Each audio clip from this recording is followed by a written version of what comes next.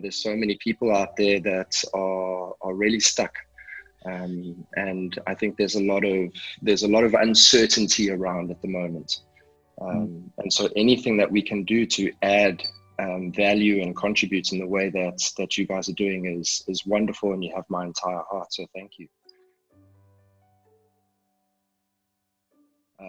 Obviously, as we've mentioned before, I grew up in South Africa, born in 1979, and so most of my childhood development was during the apartheid era. And that's where all the confusion started for me. I was a bit of a mature child growing up. My sister was 6 years older than I was.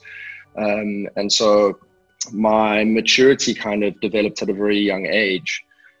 And I was always very confused. It was, in retrospect now, it added so much experience to what I'm doing right now, because growing up in that society was all about separation.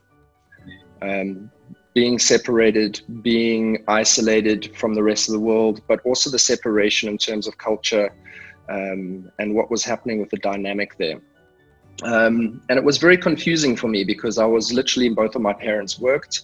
I was literally raised by our domestic worker, who literally cleaned the house and did the ironing and did all of that. I used to call her my Zulu mommy. I used to speak fluent Zulu. And when I started becoming a little bit more consciously aware, from about 7 years onwards, I started to develop a little bit of a problem. And that problem was in light of what was going on around me, the languaging, the disrespect towards certain cultures and certain ethnicities, and I couldn't understand it. And the biggest awakening for me at that time was being invited at 7 years old to go to a fancy dress party. And so I dressed up as a gollywog. And so if anybody doesn't know what a gollywog is, they were from Noddy and Big Ears. The gollywogs were the African people who were bad. And so I dressed up as a gollywog, and I went to this party, and I was isolated. The kids screamed, they cried, they were terrified, they wouldn't come near me. And I was quite proud and happy to be a gollywog. And that was the first time that I really noticed that there was something wrong. Even at 7 years old, I realized that, what's going on here? And that's where the confusion really set in.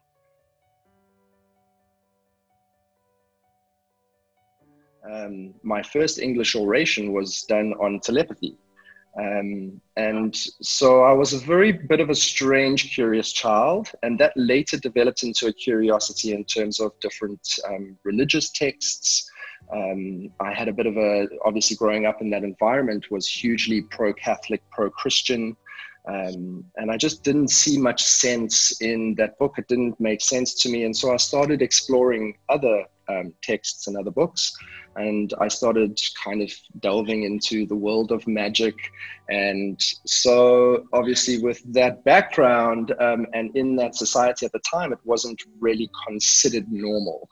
And so literally what happened was the misinterpretation of curiosity kind of shut down, and I found myself being carried to psychologists and psychiatrists.